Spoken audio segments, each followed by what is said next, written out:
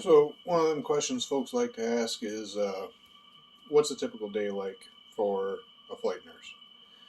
And that's a hard one to ask because there really ain't one.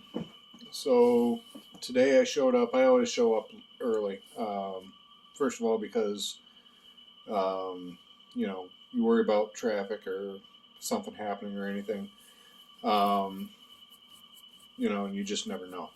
For me, I'd rather be early and let the other crew get going in case there's a late flight for them, early flight for me, because I'd rather, uh, for me personally, I'd rather, do an early one than a late one.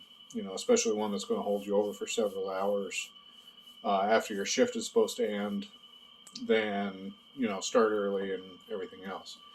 Um, and actually, I started work super early one day. Uh, there was an car accident on my way in, and I ended up pulling over for that. It was another 20 minutes or so for the ambulance to get there. Um, and with my training and everything, and just dealing with the same EMS crews over and over again, they pretty well recognized me when they finally did get there, and that way, I could say, well, this is what I think we ought to do, and that, they had a little bit more reason to do something or not do something or whatever. So that one, my day started an hour early. Today, I pulled in. We got hit with a standby, technically before my shift started. But that let the off-going nurse get out a little bit early, or would have if he had something going on or whatever. Um, but there's no normal day. There just isn't. Um, Ideally, you'll come in, you'll get checked in, and you will check your equipment and everything. Make sure everything's working right, everything's charged up. Make sure everything's stocked up to par. Make sure it's all there in case you need it. Um, and then you'll go from there. Somewhere in there, either before or after, do the morning briefing with the pilot and the rest of the crew, and find out what the weather's supposed to be like. If there's anything planned for like public outreach or anything, find out about all that stuff. Find out about if from the pilot you find out any aircraft issues. From the crew, you relay any equipment issues or supply issues that might make you need to stop at another base or back at headquarters or whatever, and stuff like that. And then check your emails and make sure you're up to date on the company communication and everything else. Try and get some ComEds in. Um, because there's a lot of them. Most places, if you're going to be flying as a nurse, you need a certificate that says you're a certified flight nurse. Basically, that says you have the not background knowledge in order to take care of a wide range of different patients, all the way from emergency to critical care, as well as be able to serve as a functional air crew member, operate radios and stuff like that. Something that nurses really don't do a whole lot. So that's why I usually say, emergency services background is great for getting into air medical. But as far as the rest of the day, it all depends. I just told about two shifts where um, my day started super early. But on the other hand, there's been days I've shown up to work and we never turned a road or never got a flight request or anything.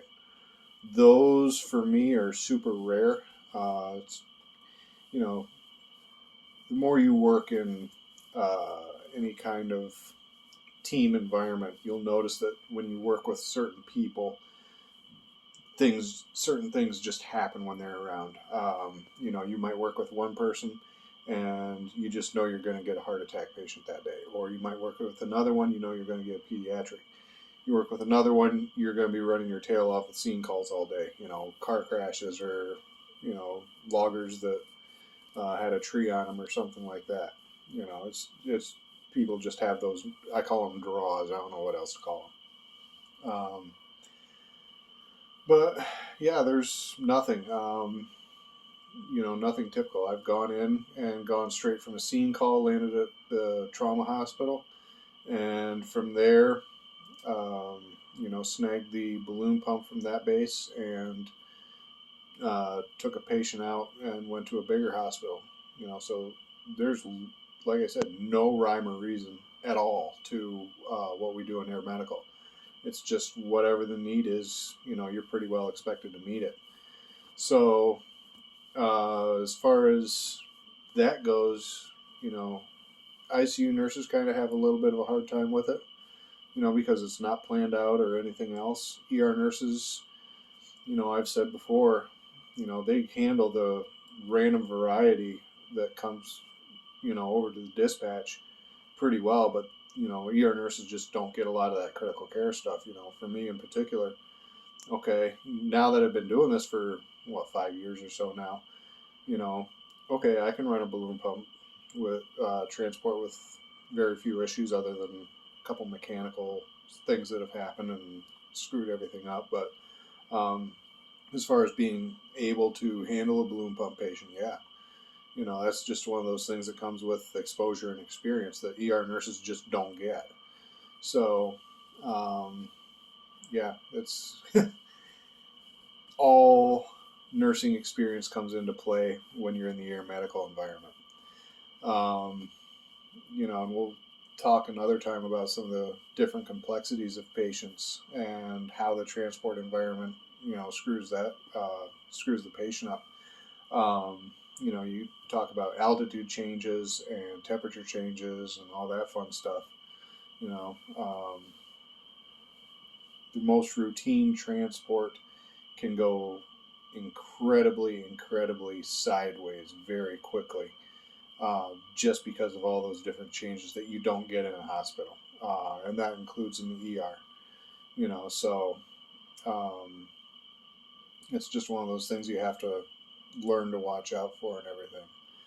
But as far as a typical day, yeah, that's about it. You show up to work, you get everything checked and squared away that you can, and the time that you can before the first call comes in, and you try and do it all very fast, because you never know when that call's going to come in. You eat when you can, sleep when you can, pee when you can. That's pretty much my mantra since going into emergency services. And that's the thing with being a flight nurse. You are basically a member of the emergency services team.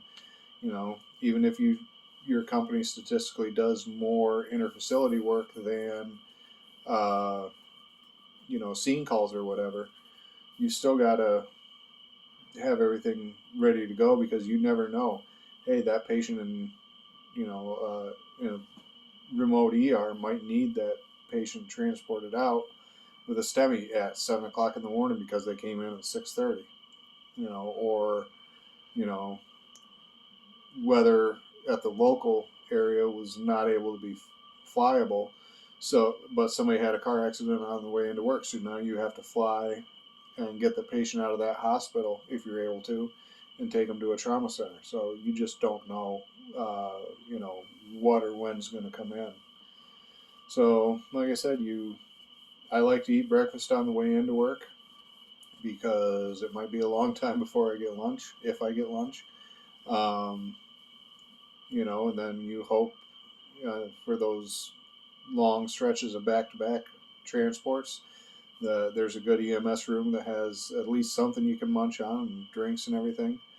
Um, but yeah, you just prepare yourself as best as you can for the day, and then hope to make it up when you're back at base.